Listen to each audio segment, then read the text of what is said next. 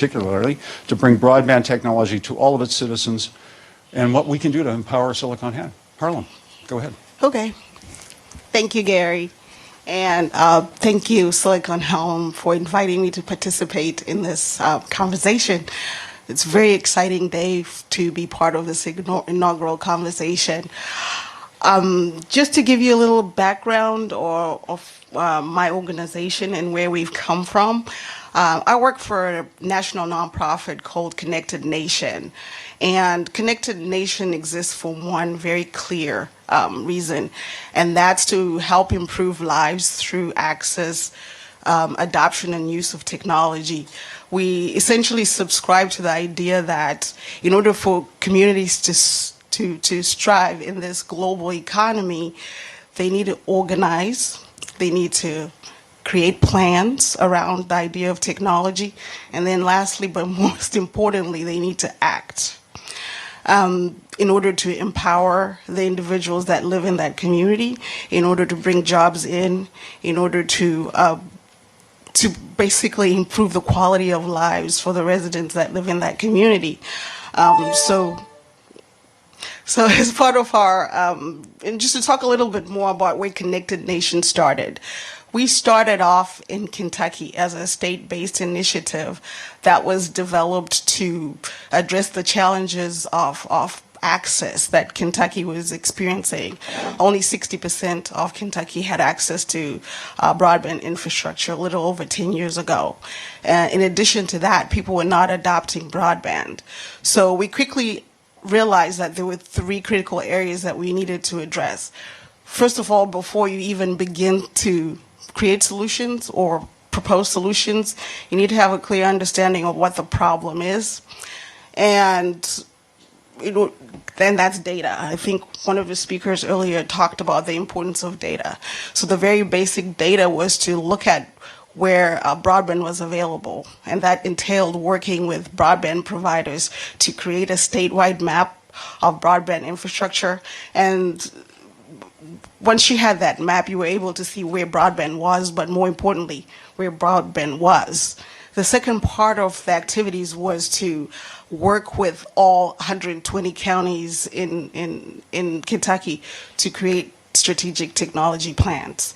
And so it entailed us having staff members go to every single one of those communities over a two-year period, sit down with them, create a technology team, and that technology team consisted of members of every sector represented in that community.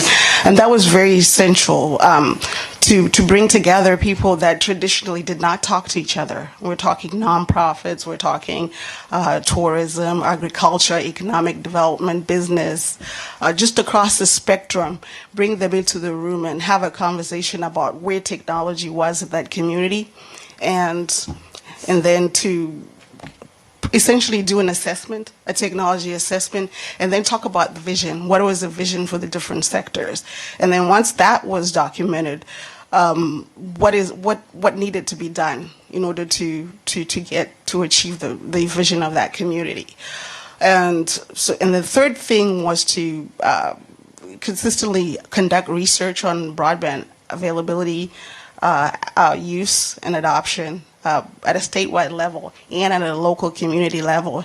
And essentially, some of those communities did their own local surveys, and it's pretty amazing how a localized survey can look very different from a county-wide or a statewide.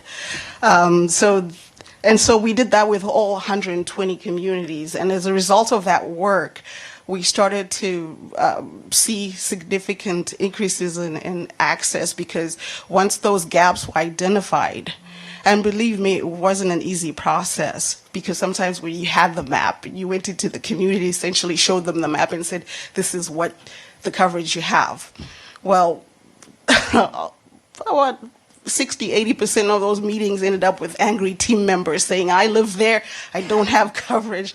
So we had to reconfigure those maps based on feedback. And sometimes people just didn't know what services were available to them. They may have known about the bigger providers, but did not know some of those local, smaller providers. So due to the success of that project, we started to kind of get calls from other states asking for the same kind of assistance. And thus, Connected Nation was born as a way for us to not only address challenges in Kentucky, but to address challenges across the country. So in 2008, the Broadband Data Improvement Act was passed in Congress with bipartisan support. That act was really based on our Kentucky model of gathering data. The act called for the improvement of the quality of broadband data at a local and state level, and it also called for the promotion of affordable broadband for everyone across the nation. And once that act was funded, we were able to, and are still right now working in about 10 states, doing community level work and also mapping, along with other entities that are doing it across the country, including here in New York.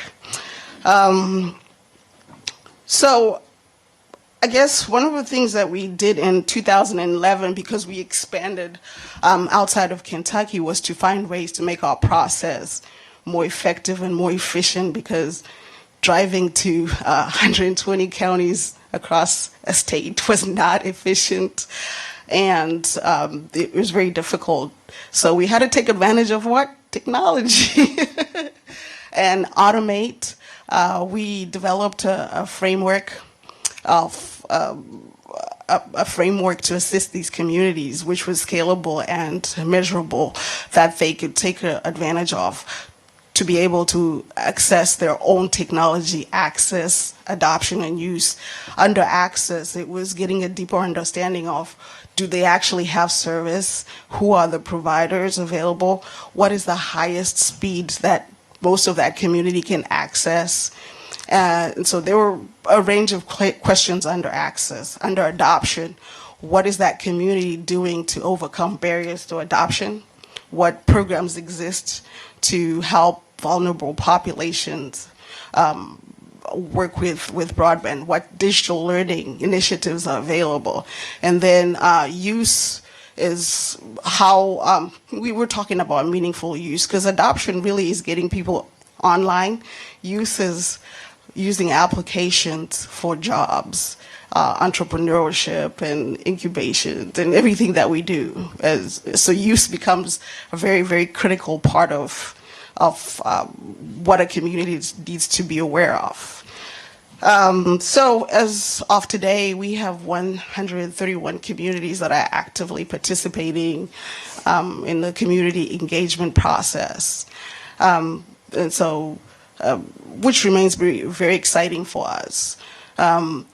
As far as today, we have 3 very important verticals that have pretty much remained consistent across since we started. However, we have had to evolve with how technology changes. The challenges of when we started are very different from the challenges of today. When we first started, the conversation started with, what is broadband? And you had to essentially describe what broadband was. And now the discussion today is not really about what broadband is. It's, do I have sufficient broadband in my community? How can I get better? So people know what broadband is.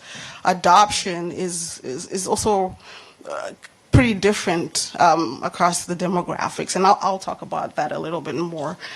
So as far as our verticals are concerned, we have connected insights. We continue to do research on broadband adoption and use. We continue to work with providers to show where broadband is available and not. And we continue to be involved in the policy discussions. As far as community engagement, I said we continue to work with communities. And then one of our big and emanating projects is around digital learning, and it's job skills, training people and preparing them for jobs and placing them in jobs. And it's also working with schools that are transitioning to one-to-one device initiatives, which are very huge, because transitioning to one-to-one initiatives, so much discussion is around the infrastructure, but the bigger discussion is really about curriculum and the people, the teachers, preparing them for that, for changing the way they teach. And then we also provide, we have a Drive learning hub. That's a hub where people can go and learn how to use different kinds of applications that's widely available. So that's a little bit of background on what we use. And just to answer your question on adoption, our model is built around the idea of adoption, access, adoption, and use. And our mantra is that the most effective planning starts at a grassroots level. So the work that Silicon Harlem is doing is very consistent with what we do, and it's very consistent with our model, and it's the model that we've seen be successful in communities across the country. So I'm extremely pleased to be part of this discussion because I think that the discussion is on the right track. Great. Thank you very much, Heather. Thank you. We'll get a chance to take questions and hear from the rest of our panelists in a bit. I think that was very important to set the stage for, it starts at a community level. Here we are at the grassroots. Mm-hmm. But you raised important questions about the multi-stakeholder reality. Any common public good like broadband has to bring in everybody to make it work. The need for strategic plans, and we'll hear about some more ideas on that. Scalability and affordability, and capacity building, getting people involved, training them, getting women involved. So I'll leave it at that for now. We'll come back to our panel. I believe we have a very special guest who we'd like to hear from now before we continue. Thank you, Gary. Yes, as promised, one of our great partners here at Silicon Harlem and great leaders of Harlem and great influencer of New York City and great servant to the country. We are quite honored always when she's in our presence, and she's here to bring some remarks. Bruce?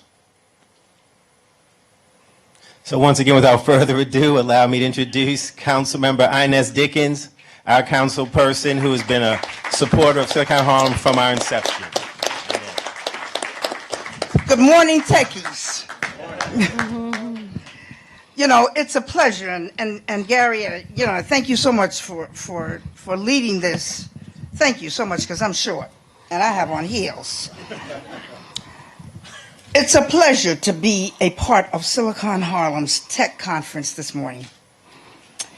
And I want to particularly thank the co-founders, Clayton and Bruce, because they took the leadership to bring this community into the 22nd century. I want to thank Congressman Rangel, who has been a partner in this and who I think you've heard from this morning. Of course, Christopher and Felicia for hosting this talk that will bring innovative ideas that will indeed improve our tech hub. But as fast as the newest internet sensation fades, it's important that our technology hubs remain up to speed. It is imperative that our tech hubs are incubated and resources are spent to develop them and to attract our future leaders. And by the way, that's exactly what Dr. Marta Vega does every day. So I want to acknowledge you. Stand up, Marta, please. Harlem holds and is a special place for most everyone in the world. It embodies the vibrant culture of history and is the center of the African American cultural revival and diaspora. It is the home away from home for many people and is considered the center of creativity, intellectualism, artistry, and musical inspiration in the Black culture. And by the way, did you see some of that artwork outside? Fabulous. I'm scared to death of my pockets. Because of its history, location, and accessibility to public transportation, it's important that Harlem be transformed into the technological, innovative hub that it must become. And it's because of the accessibility. You come through Harlem to go to the New England states, Massachusetts, New Hampshire, to go to Connecticut, to go to Rhode Island, to go to Westchester County. And what better place to be able to get to the airports, whether we're talking about, hi John, whether we're talking about Kennedy or whether we're talking about at LaGuardia. It is all of us. We must embrace this tech boom and not fear it. We must invest in it and secure it. And it will make Upper Manhattan, Northern Manhattan, a strong incubator for talent and technology. This will not only boom our marketability, but it's going to attract companies into our revolutionized background. And in case you haven't heard, Harlem is on the upswing. It has always been welcoming and accepting. The addition of tech scene will be a bonus. It will create employment opportunities. It will create and enhance our businesses of all sizes. And it's going to give Harlem a true renaissance of today's time. And because of organizations like Silicon Harlem, the village of Harlem is attracting startups in this area. They are defining these tech spaces and becoming the innovators of the brand. These tech hubs support education initiatives such as STEM, STEAMs, APPS Youth Leadership Academy, builds the neighborhood's broadband infrastructure, and creates a partnership between the local universities, the DOE schools, and our businesses. Harlem is leading the way, and with all of you, and with the 3 levels of government, we will dominate New York's technology resurgence. Thank you, thank you, thank you.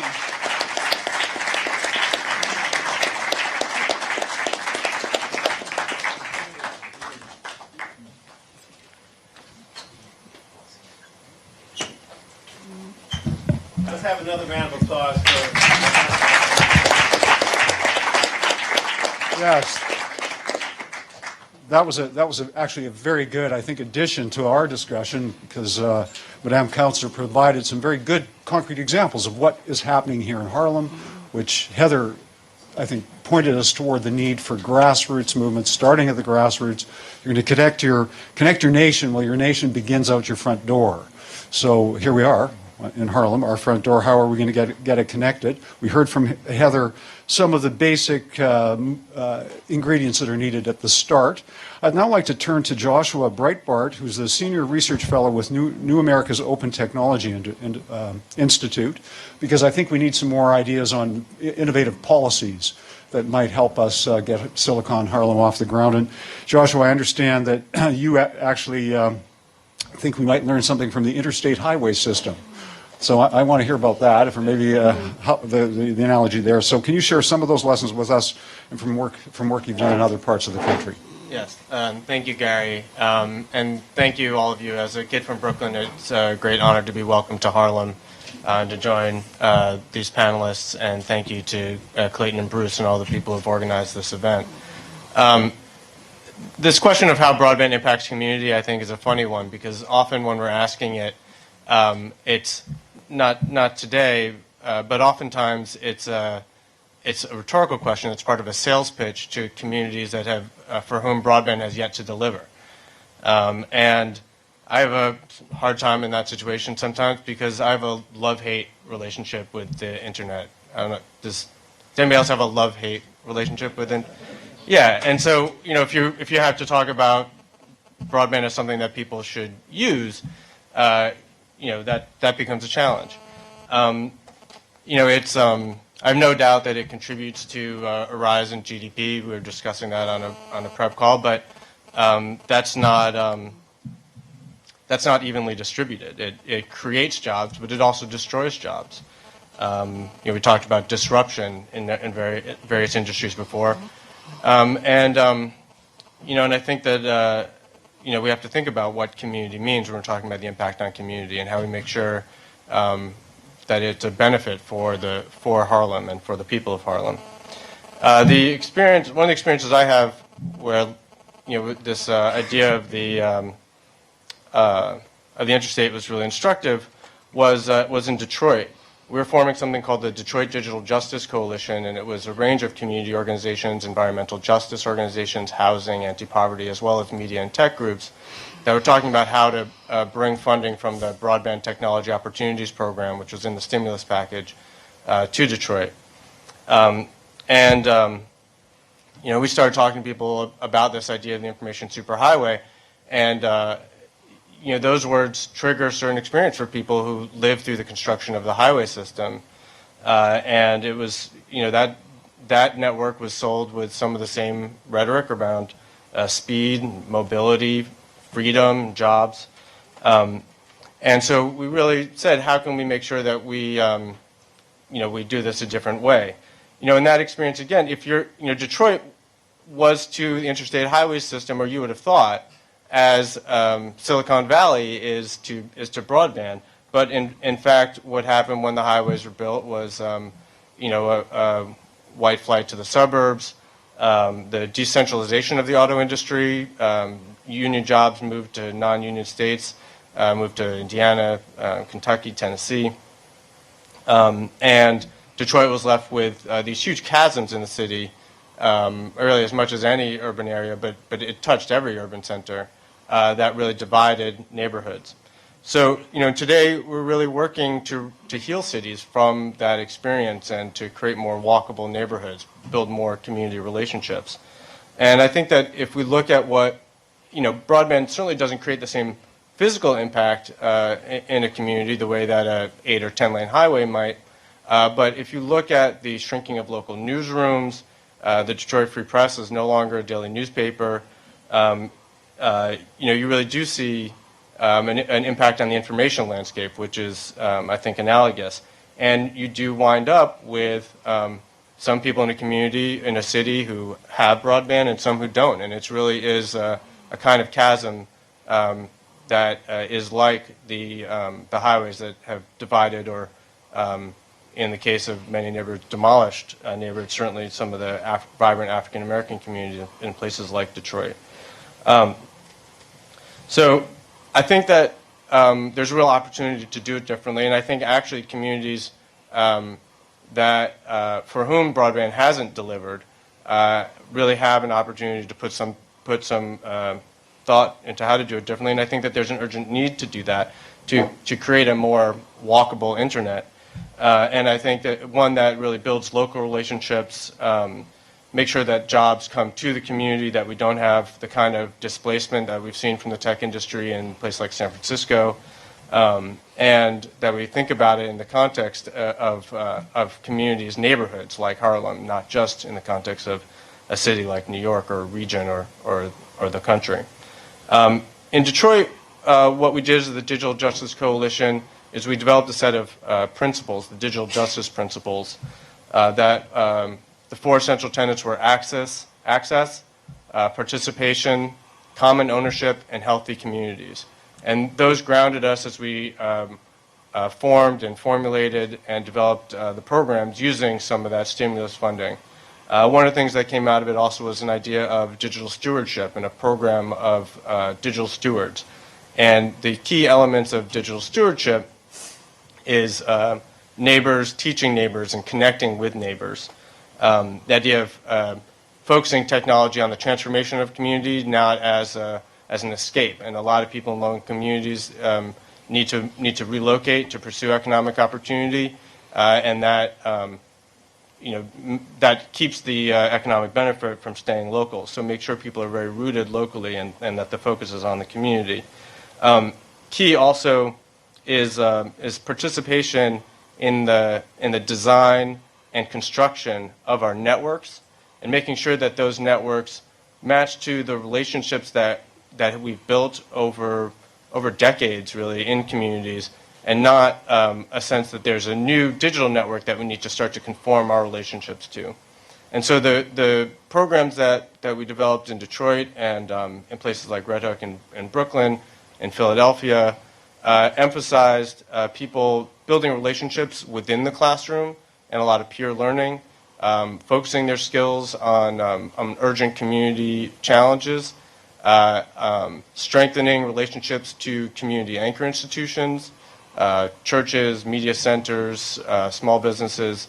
And I think that those guiding principles in implementing programs of that nature are really how we make sure that communities get the best of broadband and minimize the negative disruptive impacts. And so I think that the idea of Silicon Harlem and making sure that there's a focus at the community scale is a great opportunity, and it's really great to be here to be part of this discussion and learn from everybody who's contributing.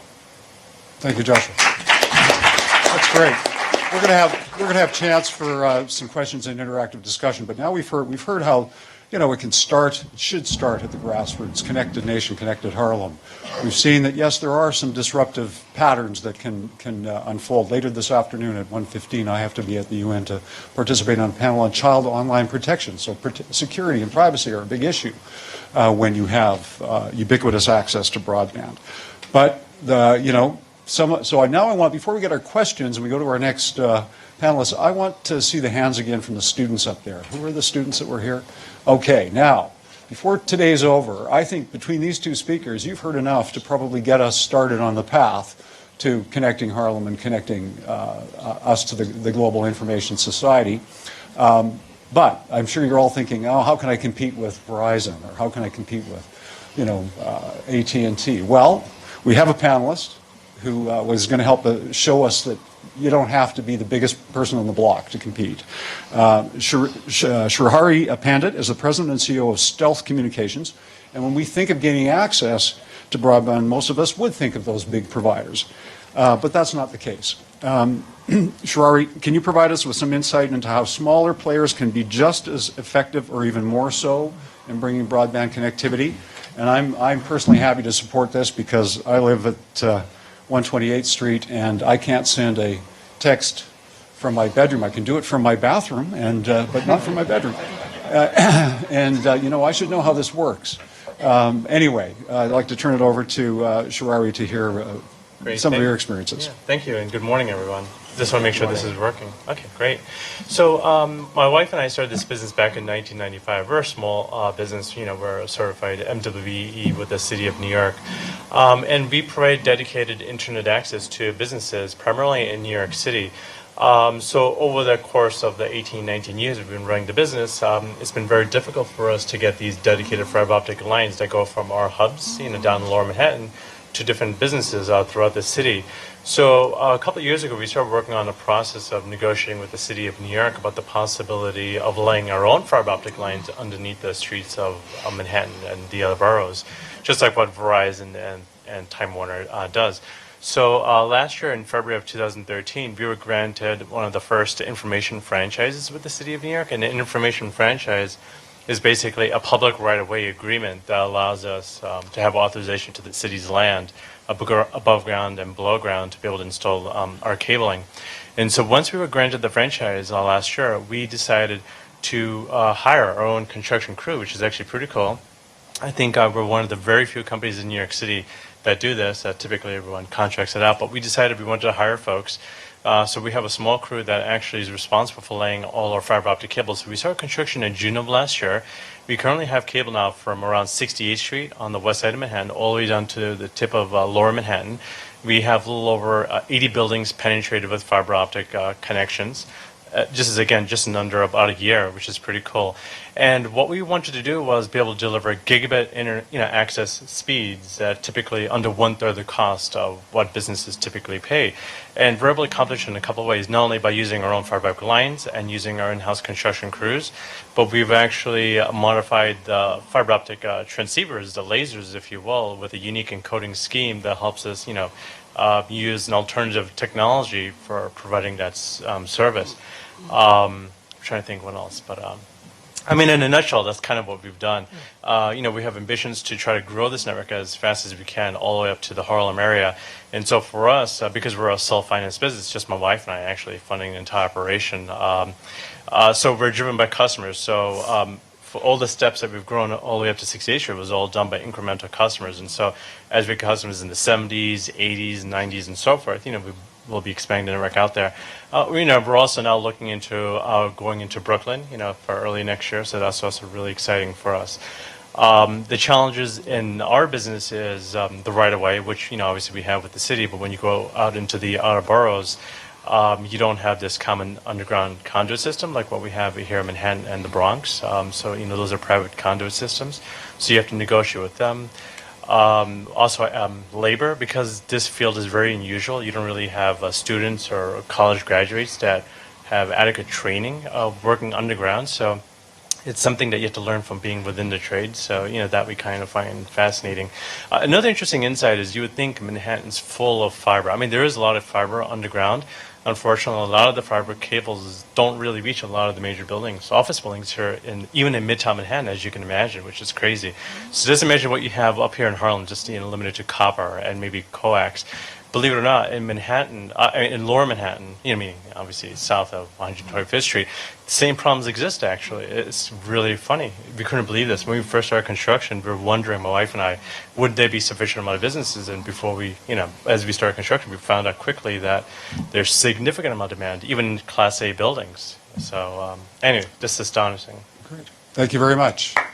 There is no doubt demand. I think what you raised is you've shown us the spectrum. Capacity building, we need trained people. We need the people to do this right down to the ground and the infrastructure, the wires and pipes that make this work. But you can make it happen at a community level. I want to go back to something that Joshua said, technology is a wonderful thing when it works. And for most of us, we just take it for granted. It's like breathing. You don't think about it until you can't, until you don't have connectivity. But in the developing world, which was at the forefront of the fight for equitable access, and it was women, what we used to call the telephone ladies, who saw that this wasn't fair. They should have access because it was a tool of empowerment. They were schlepping the same load of soybeans to the same market for the last millennium. They wanted to be able to know that there was more information to do a better trade, and they've been on the forefront. And women in the developing world, the least developed world, where people are living on $1.25 a day, did a study. Women are prepared to spend up to 10% of their disposable income to have access to communications, because that's how important it is for empowerment. I've heard people say to me, it's just sisters want to talk. Well, yeah, of course sisters do want to talk, but they want to talk about business and they want to talk about empowering themselves and their family. So I think we've seen a really good, how that can start at the grassroots level, how it needs people to push from the grassroots level, but you have to have the capacity and you have to have the infrastructure. And of course, you always have to have a lawyer to pour some cold water and reality on things. So, which isn't fair. Sorry, Olivier, but Olivier Sylvain is a law professor at Fordham, and he's focused a great deal on policy issues like internet governance, which is a big policy issue, I can tell you. But recently, you outlined, Olivier, in your Wall Street Journal article, how states, let's blame it on the states here, are restricting efforts by local governments to make the internet more available to its residents.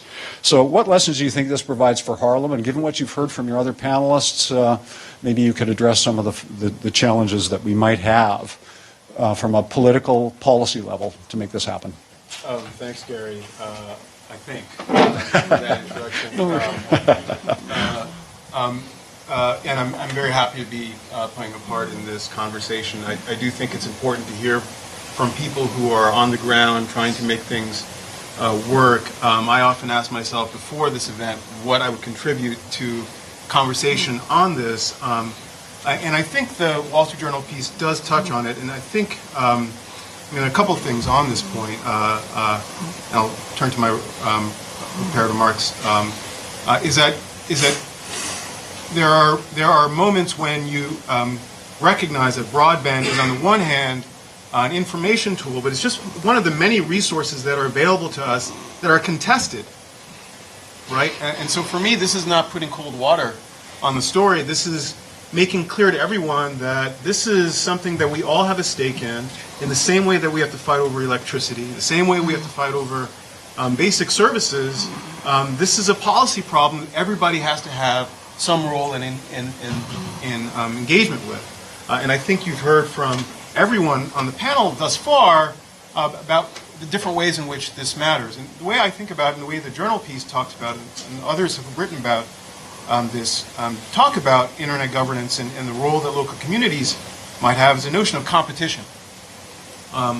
This is just one of the ways we might think of this, right? So I think it's great that Verizon, a sponsor of the event, is invested as much money as it has in the infrastructure, in fiber infrastructure in the country, in New York City. I think it's quite an achievement. It's obviously a very expensive achievement.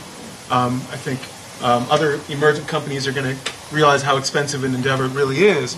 But there are all these levers at the policy level that would enable further competition. And that's why I think there is a role for local communities to play in this conversation. Some of you may have heard a little bit about the debate regarding about network neutrality. What it is, it's now generically called in policy circles the open internet debate. Question right now before the FCC, before policymakers, is to what extent do we think of the internet or broadband as a utility?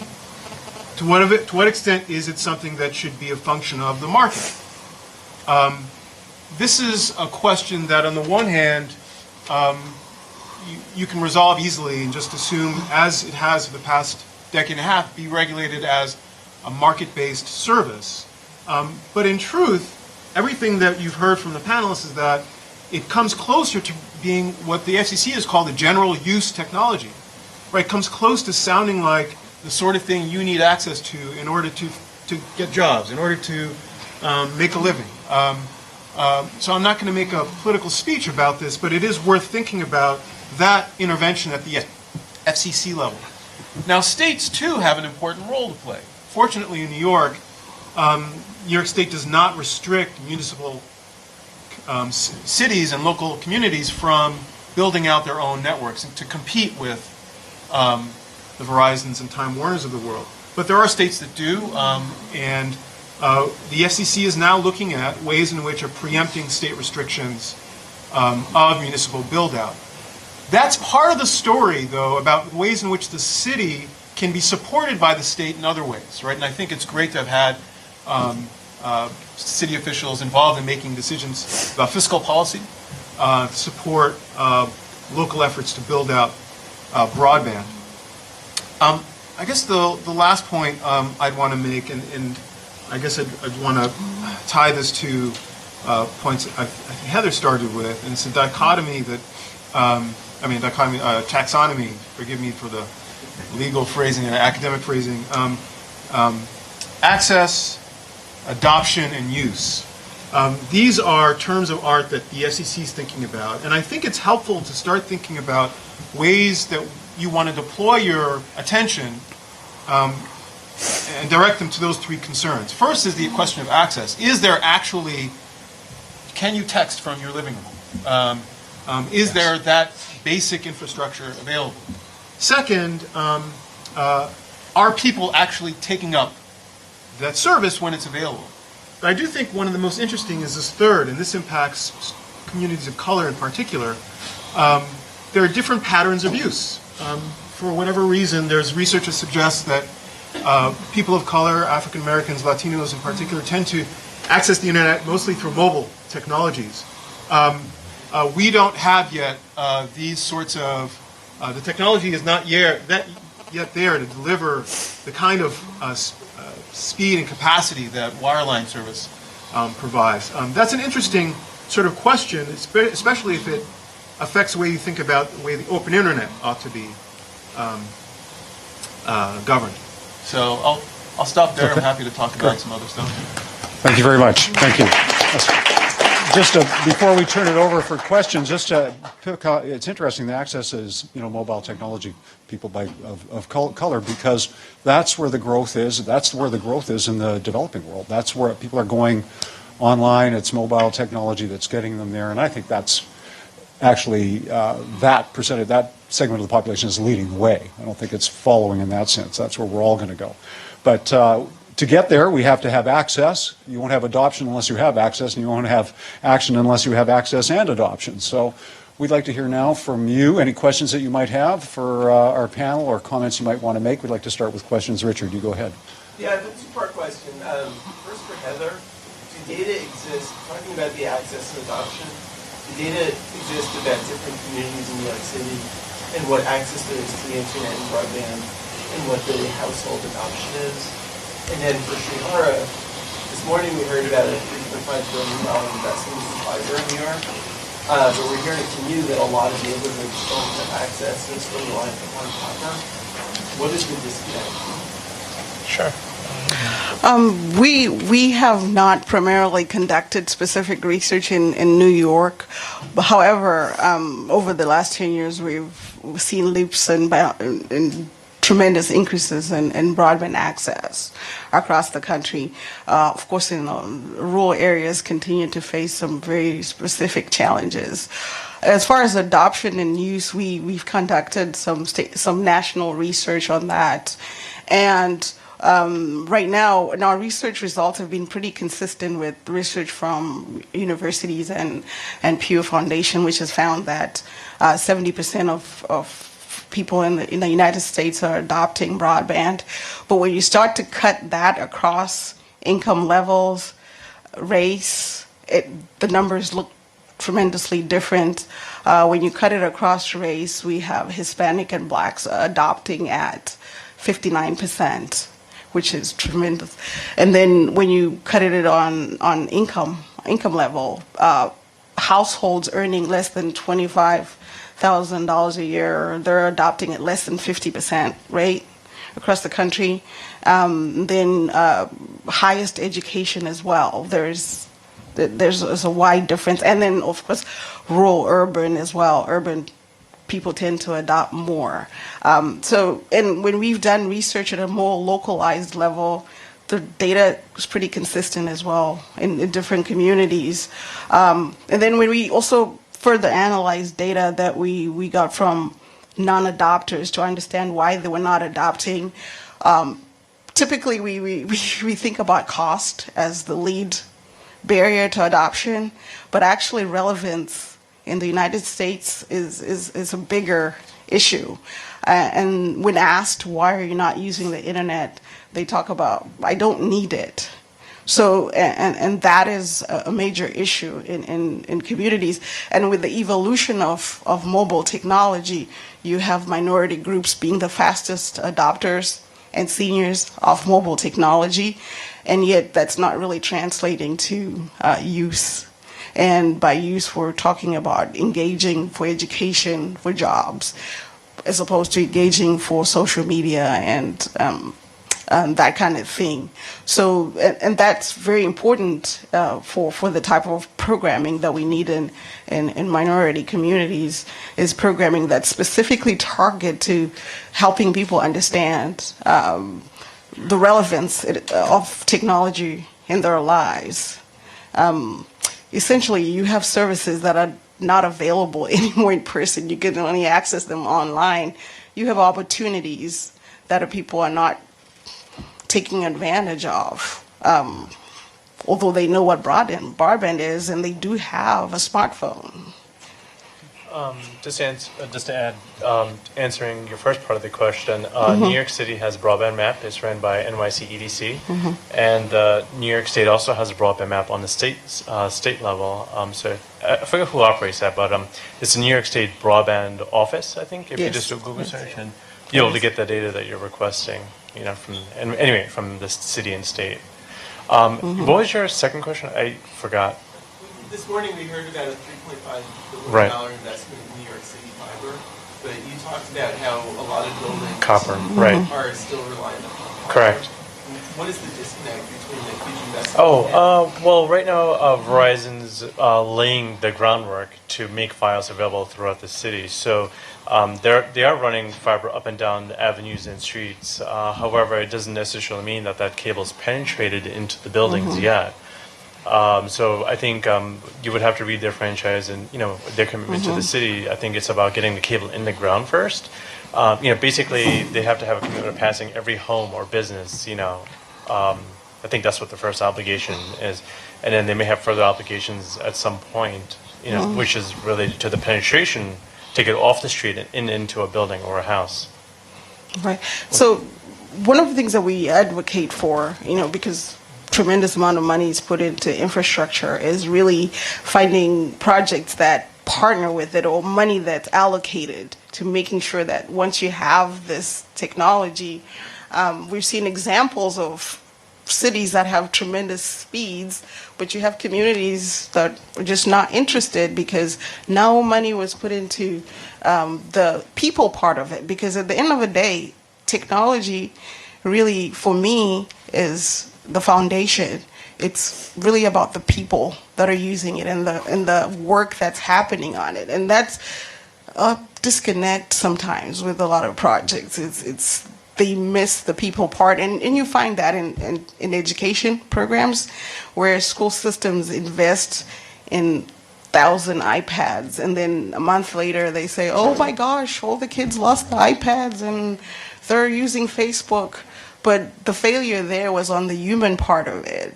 Did you prepare the parents? Did you prepare the teachers? Because you're taking a teacher that for 30 years has been teaching them one way, and now you're saying you can't use your paper lesson plans anymore. You're using these apps to teach a math class.